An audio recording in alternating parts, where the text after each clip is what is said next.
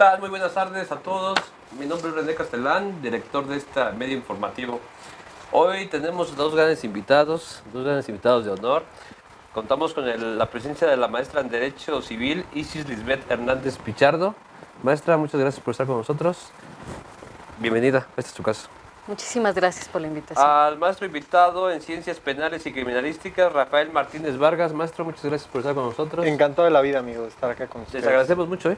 Muchas gracias. No, al contrario. Tenemos un tema muy importante, maestro, que mucha gente tiene muchas dudas al respecto de la detención. ¿Qué es la detención? Pues mira, amigo, primero que todo tenemos que entender que la detención es un acto de autoridad en virtud del cual la Constitución señala y el Código Nacional de Procedimientos Penales que se podrá detener a una persona sin necesidad de una orden judicial en virtud de que ésta sea sorprendida cometiendo un delito. Existe un artículo, el 146 del Código Nacional, que establece que se puede dar esta detención en caso de flagrancia. Y la flagrancia la podemos entender desde la primer vertiente que se da cuando se detiene a una persona cometiendo un hecho que la ley señala como delito, o bien inmediatamente después de haberlo cometido y que sea perseguido material e ininterrumpidamente en virtud de un señalamiento. Este señalamiento puede ser realizado por parte de la víctima u ofendido, o bien por parte de algún testigo presencial de los hechos, o bien algún partícipe en el injusto, en el delito en cuestión, que se decida arrepentir y dar el señalamiento de la persona que cometió, en este caso, un delito. Maestro, ¿cuál es la diferencia de detención y retención?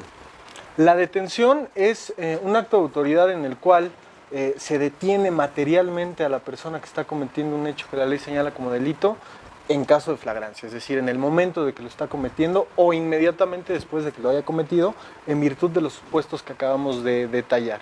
La retención se da cuando esta persona es llevada a la agencia del Ministerio Público y el agente del Ministerio Público, quien es la autoridad competente para realizar esta retención, decide que esta detención fue realizada apegada a los mandatos establecidos por la Constitución, por los instrumentos internacionales para la protección de los derechos fundamentales, así como también lo establecido en el Código Nacional de Procedimientos Penales, y es así que decide retener a la persona. ¿Cuánto tiempo tenemos para que el Ministerio Público pueda determinar la situación jurídico-procesal del detenido? Son 48 horas, amigo, a efecto de que pueda ejercitar o no acción penal en contra de esta persona detenida. Perfecto. ¿Y qué derechos tienen cuando los detienen, maestro? Mira, la Constitución Política de los Estados Unidos Mexicanos señala como el primer derecho que tenemos es a que se presuma nuestra inocencia. Es decir, si nosotros atendemos a este gran cambio que hubo en 2008 respecto a la transición de un sistema de impartición de justicia como lo era el inquisitorio de cortes mixtos o con cortes mixtos, ahora existe un cambio respecto al sistema de impartición de justicia acusatorio. Entonces, anteriormente se decía que existía la presunción de inocencia, pero no la veíamos en ningún artículo constitucional, ni en su parte dogmática, ni en su parte orgánica, en donde se reconociera plenamente la inocencia de una persona en tanto se pudiera determinar la plena responsabilidad de esta. Como cambio de paradigma existe este cambio de sistema de impartición de justicia y ahora sí existe la presunción de inocencia. Es decir, a nosotros se nos tiene, cuando somos detenidos, que tratar como inocentes hasta en tanto un juez no pueda determinar nuestra plena responsabilidad en el hecho. Por tanto, el primer derecho que tenemos es a que se nos presuma inocentes.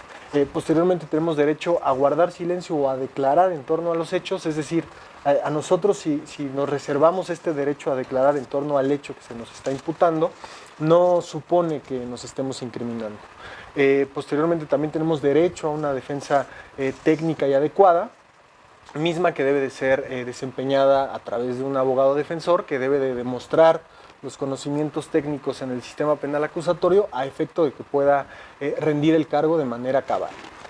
También tenemos derecho a que se nos reciban testigos, que se nos reciban datos de prueba, medios de prueba o elementos de convicción a efecto de que se pueda demostrar nuestra plena inocencia respecto a la imputación.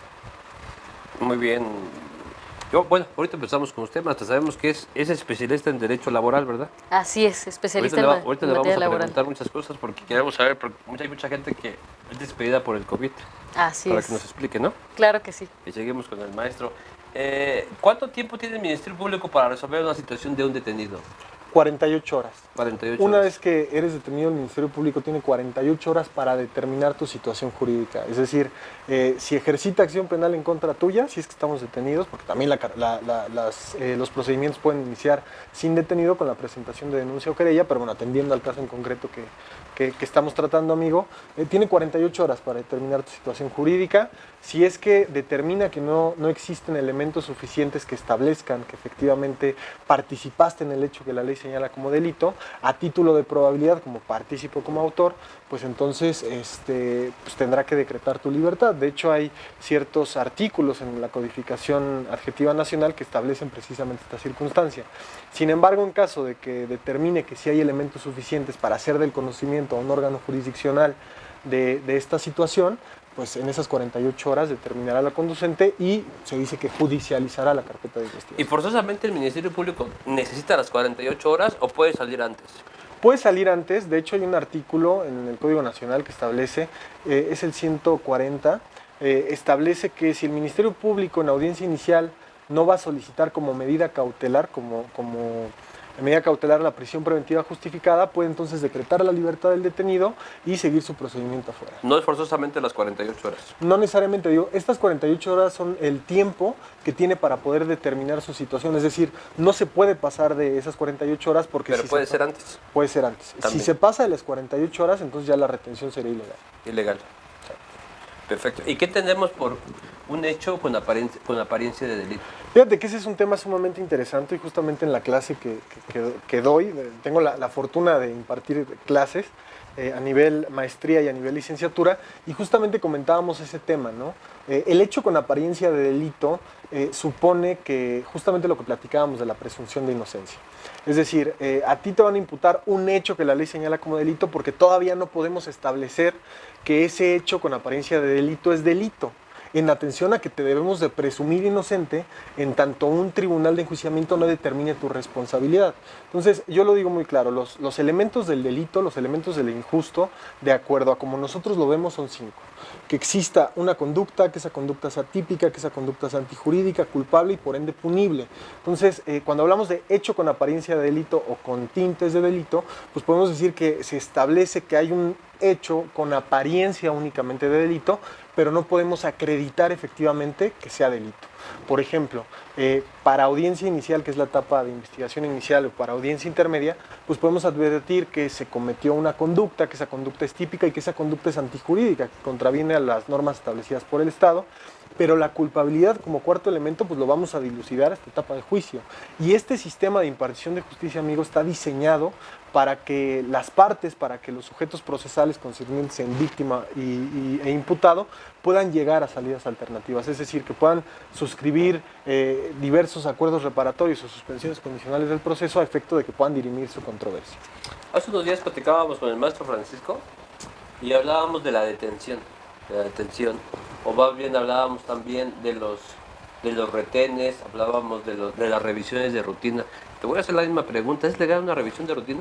Pues mira, en razón de las revisiones que se están dando ahorita, digo, al final los cuerpos policíacos están diseñados y tienen la obligación de poder prevenir el delito.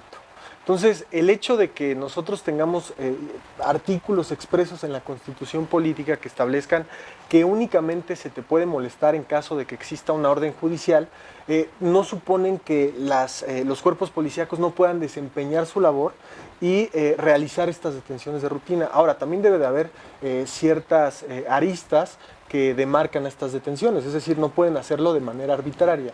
Desgraciadamente, amigo, nosotros vivimos en un país sumamente caótico en el cual pues existen diversos delitos. Mira, para empezar, el artículo 19 constitucional en el catálogo que demarca los delitos que merecen una prisión preventiva oficiosa contravienen a lo que establecen las reglas del sistema penal acusatorio. Entonces, ¿por qué? Por temas de política criminal. Entonces, estas revisiones de rutina, pues si bien podríamos decir son anticonstitucionales, pues también podemos decir que están amparadas en esta prevención del delito, en esta función que tienen los cuerpos policíacos a efecto de evitar que se consume un hecho que la ley señala como delito y que esta consumación traiga consecuencias jurídicas a la sociedad y a las personas que integran a la sociedad. Perfecto. ¿Y en qué consiste el artículo 150 del Código Nacional de Procedimientos Penales. El artículo 140, perdón. El artículo 140 del Código Nacional de Procedimientos Penales establece que si el Ministerio Público determina que no va a solicitar una medida cautelar de prisión preventiva justificada, tendrá que decretar la libertad del detenido a efecto de que siga su procedimiento por fuera. Ok. ¿En qué momento puede ofrecer o desahogar datos y medios de prueba en una audiencia? ¿En qué momento se puede hacer eso? Mira, nosotros, la Constitución establece qué es dato de prueba, qué es medio de prueba y qué es prueba. Y así el razonamiento probatorio va de manera escalonada de menor a mayor. El estándar probatorio de la etapa inicial, que es donde se desarrolla la audiencia inicial, es un estándar probatorio muy chiquito. ¿Por qué? Precisamente por este hecho con apariencia de delito. ¿Cuándo cobrará vigencia este estándar probatorio a un estándar alto, a una tonalidad alta? Hasta etapa de juicio. Ahora, ¿cuándo nosotros podemos desahogar datos y medios de prueba en audiencia inicial? Cuando nosotros solicitamos, cuando estamos defendiendo, cuando fungimos como defensores, solicitamos el plazo constitucional a efecto de poder aportar medios y datos de prueba a efecto de que podamos determinar o probar la inocencia plena de nuestro representado, será entonces cuando podamos desahogar estos medios y estos datos de prueba en ese plazo constitucional, que puede ser de 72 o de 144 horas, según sea el caso que se pida. En un procedimiento penal, ¿quién tiene la obligación de la carga de la prueba? En este caso, en un sistema de impartición de justicia como el nuestro, en un sistema acusatorio, quien está acusando es quien tiene que probar. En este caso, la representación social es la encargada de probar quien tiene esta carga probatoria. Si está realizando una imputación, pues bueno, tiene que demostrar por qué está realizando esta imputación. Ahora, los elementos integradores del delito, quien tiene que dilucidarlos e irlos acreditando conforme a la escala procedimental en la que nos encontremos, es la representación social. Que viene siendo el Ministerio Público. Efectivamente.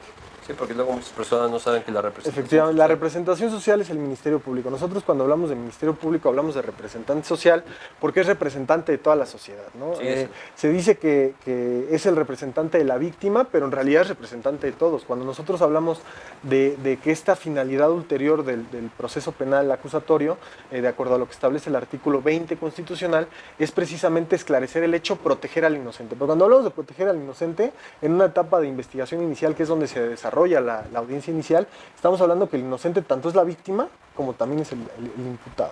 Bueno, ya estás aquí, maestro, para que muchas personas que nos ven puedan sacarnos de la duda. Ministerio Público, Fiscalía y Representación Social. ¿Cuál es la diferencia? Cuando nosotros hablamos de Ministerio Público, es la persona física que está representando a la Fiscalía. Cuando nosotros hablamos de un sistema de impartición de justicia acusatorio, forzosamente tenemos que hablar de adversarialidad. Cuando nosotros hablamos de adversarial, es muy simple, la diferencia entre acusatorio y adversarial.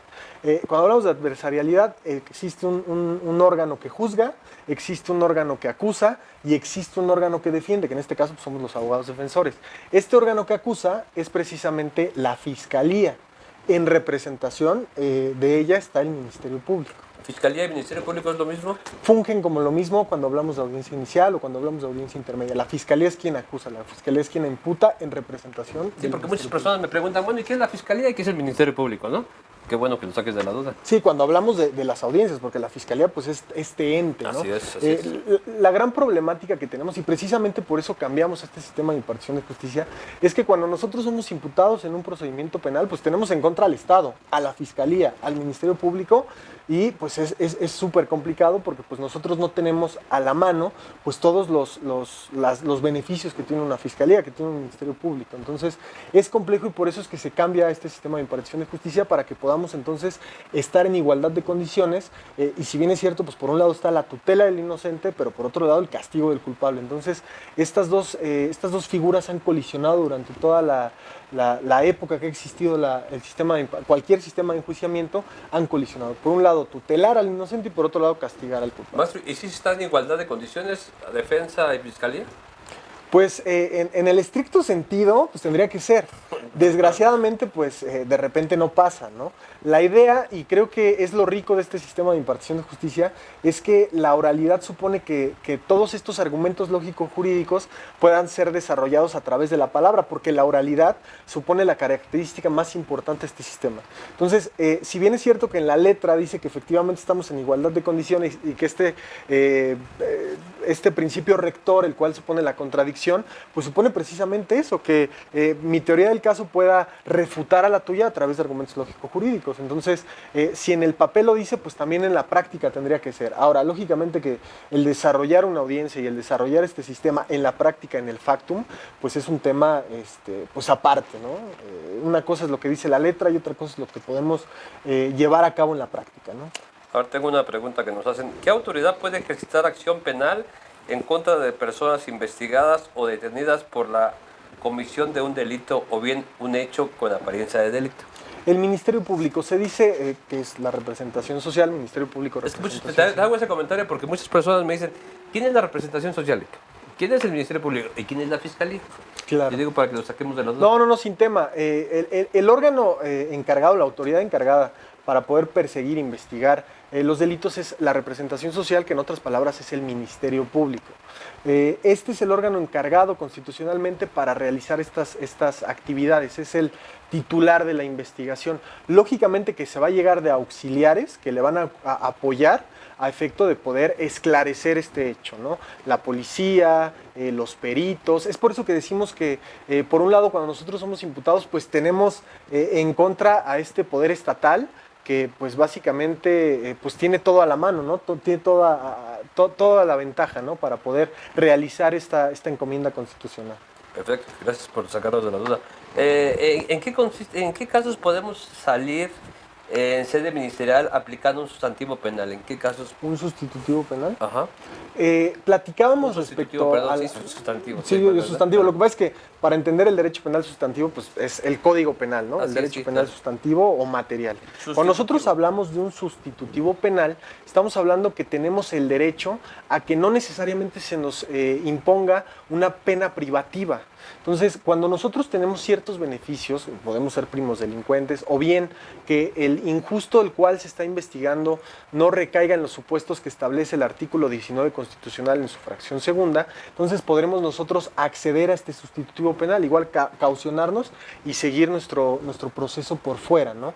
La caución supone pues uno de los sustitutivos penales por antonomasia o más comunes, pues también están el tratamiento en semilibertad, el tratamiento de las víctimas, en fin, hay un catálogo, pero sin embargo la caución es como el sustitutivo penal por antonomasia. Perfecto. Te iba a preguntar otra cosa, muy aparte de esto, también para que nos disipes muchas dudas. Muchas personas me preguntan del brazalete. ¿Ves de la famosa amnistía que muchas personas pueden salir? Me preguntan cuándo, cuántos años, si la mitad, tres cuartas partes. ¿Nos podrías explicar algo de eso? Cuando hablamos nosotros del brazalete, hablamos de una oportunidad que te da el Estado a efecto de que si estás compurgando una pena, pero tienes ciertos requisitos, reúnes ciertos requisitos y has tenido un cierto comportamiento, podrás entonces acceder a este brazalete. Toda esta terminología del brazalete y de que puedas tú salir en libertad, en virtud de esta parte de la amnistía y toda esta política criminal que el presidente de la República ha venido desentrañando a lo largo de estos 2 años, supone una emulación al sistema penal americano a efecto de que podamos entonces incursionar en estos principios de los cuales hablábamos. Cuando nosotros hablamos de un sistema penal acusatorio, estamos hablando de un sistema penal que privilegia, que protege derechos fundamentales. Entonces, si el imputado, si el acusado está demostrando un buen comportamiento y está demostrando que tiene acceso a este brazalete, entonces podrá entonces tener acceso a este brazalete y poder salir en libertad con sus respectivas restricciones. Pero hablemos de los requisitos. ¿Qué requisitos se requieren para alcanzar el brazalete? ¿Y cuánto tiempo de la pena? Tienes que tener un cierto comportamiento. Me parece que es una tercera parte de la pena de la que estás compurgando, pero también que tú demuestres este buen comportamiento al Estado, a efecto de que no dejemos de lado el tema de la reinserción social. El artículo 18 constitucional señala precisamente esta parte, ¿no? ¿Para qué existe un sistema de impartición de justicia, un sistema de enjuiciamiento, si no podemos entonces reinsertar al imputado a la sociedad, volverlo a regresar a esta sociedad? Desgraciadamente, cuando nosotros hablamos de una penalidad alta, o sea, por ejemplo, si nosotros hablamos de un delito de homicidio, que generalmente las penas van de 20 a 40 años, ¿cómo se te ocurre que un cuate que cometió un delito de homicidio doloso cuando tenía 30 años, pues si le dan una pena de 40 años, pues a los cuántos años va a salir? A los 70 años. Entonces, ¿dónde está esta reinserción social? Yo creo que esa parte de repente sí el legislador no la toma en cuenta, porque nosotros cuando hablamos de derecho penal, nosotros también tenemos que hablar de política criminal, de prevención especial, de prevención general, de que a la postre no cambiemos leyes, sino cambiemos realidades a través de la política criminal. ¿Y en qué consiste un excluyente de una responsabilidad penal? ¿Qué consiste? Mira, cuando nosotros hablamos de delito, ahorita que estamos hablando de hecho con apariencia de delito, el delito, para que tenga vida, tiene ciertos elementos, ciertos requisitos para que cobre vida. Los elementos positivos que integran al delito, pues será una conducta típica, antijurídica, culpable y punible. Cuando hablamos de que existen excluyentes de responsabilidad, son los elementos negativos del delito. Si hablamos, por ejemplo, que el elemento positivo que da vida al delito es una acción o una omisión, es decir, la conducta, pues una ausencia de conducta. Cuando hablamos de tipicidad, pues bueno, atipicidad. Cuando hablamos de antijuridicidad, causas de justificación, que cuáles conocemos, pues la legítima defensa, el cumplimiento de un deber, el ejercicio de un derecho, el estado de necesidad.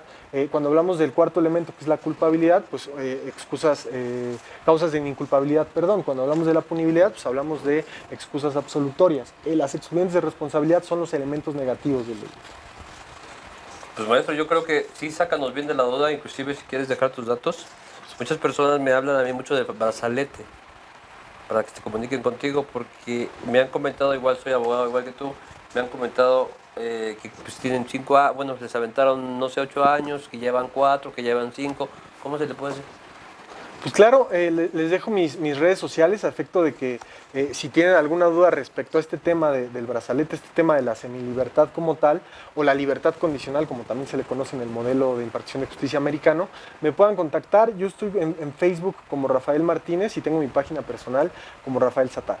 ¿También eres conferencista? Sí, fíjate que gracias a Dios con esta pandemia se han dado bastantes oportunidades para que pueda compartir con la gente de redes sociales y también presencialmente respecto a diversos temas. He tenido la oportunidad por la Universidad Mesoamericana, plantel Tehuacán, mismo plantel en el cual tengo la fortuna de dar clases, de impartir un par de conferencias. Hemos impartido ahí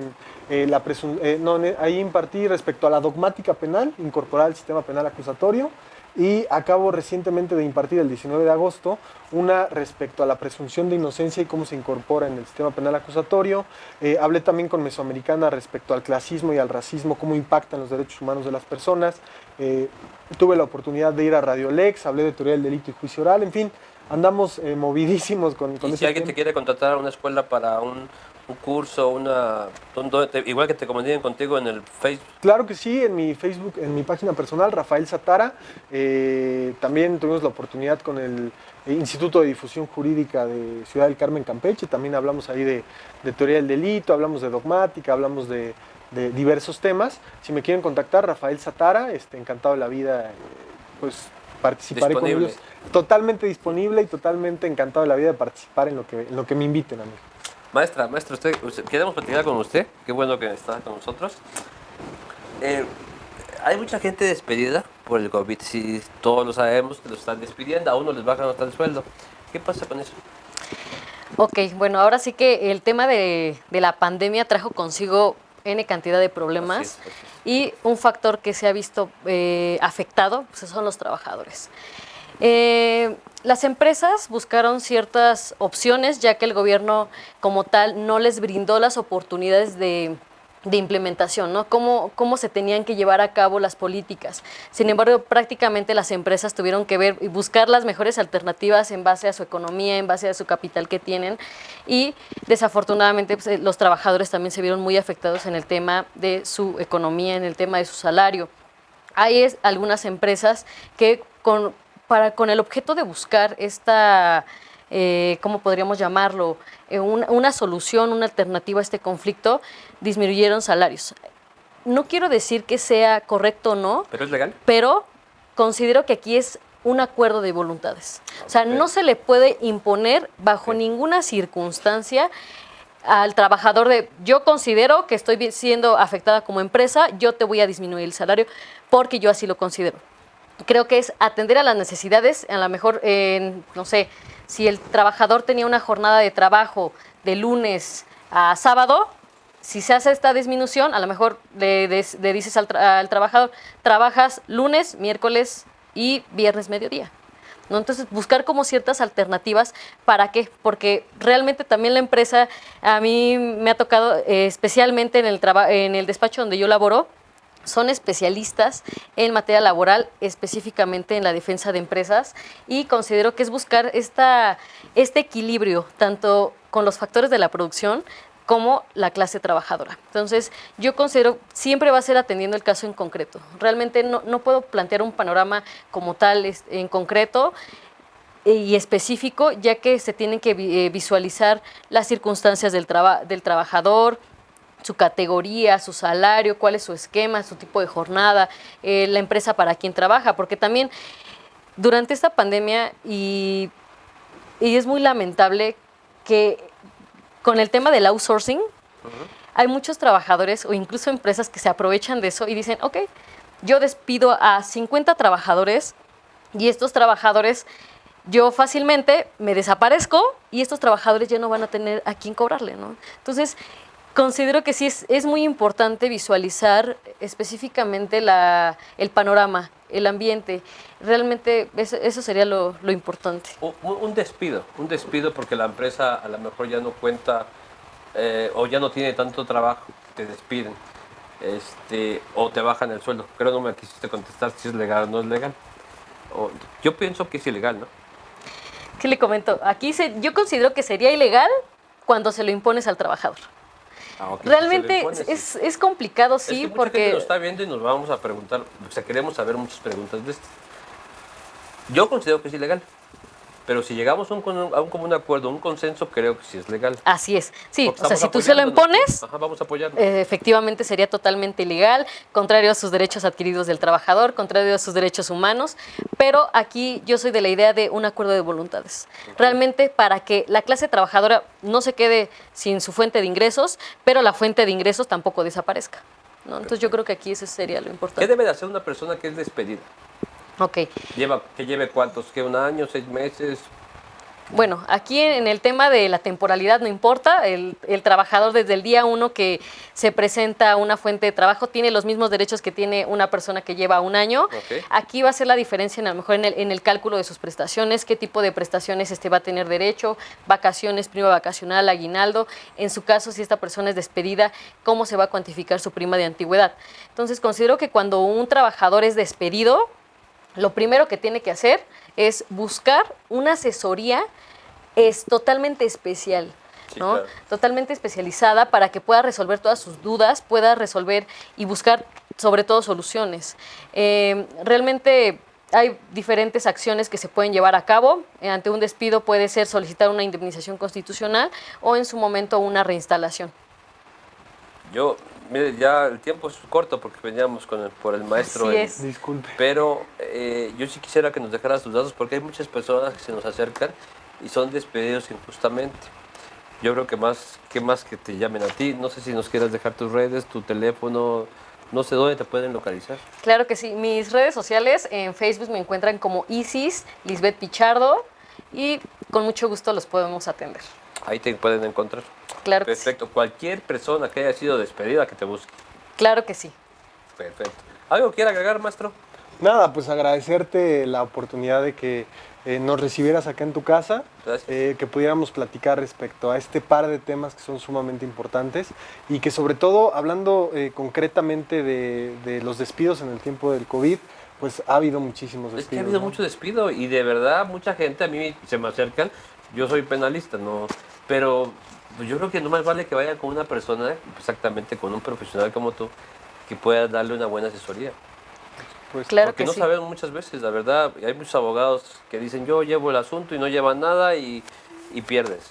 no, claro, y el tema es también acudir a un especialista como la abogada Isis, que es especialista en materia laboral, y además, pues este tema de los despidos pues, supone un tema netamente social que también tiene gran relación con un alto índice de criminalidad en virtud del COVID, ¿no? O sea, mucha gente que de repente no sabemos cómo estar encerrados, de repente no sabemos convivir entre nosotros, el hecho de que la economía se vino abajo, de que estos despidos, o sea, Y siguen los despidos. no, y seguirán el tema económico y el tema de salud mental, que también de repente lo hemos dejado de lado, va a ser sin precedentes, ¿no? Pues, maestro, algo quiere agregar, que nos quiera decir a las personas que nos ven, cómo es un despido, cómo deben de defenderse. No sé, ustedes díganos. Bueno, pues primero que nada, como lo comenté, maestro, lo importante es buscar una asesoría por parte de un abogado especializado en la materia para que les pueda brindar en base a su asunto, en base al panorama que tienen en su trabajo, les pueda brindar la mejor solución. Perfecto, ya escucharon, aquí están los dos especialistas. Si a alguien lo detienen injustamente, alguien se siente inconforme, pues pueden hablar, comunicarse con el maestro o con la maestra Isis, si alguien ha sido despedido injustamente. ¿Estamos? Claro. Excelente. Pues agradecerles mucho a los dos. Yo creo que la voy a invitar nuevamente, maestra, también igual, maestro, para que nos disipen muchas dudas sobre el despido. Claro que sí, realmente estamos a la orden. El día que usted me indique, con mucho gusto. Muchas gracias, muchas gracias. Hasta la Hasta próxima. luego.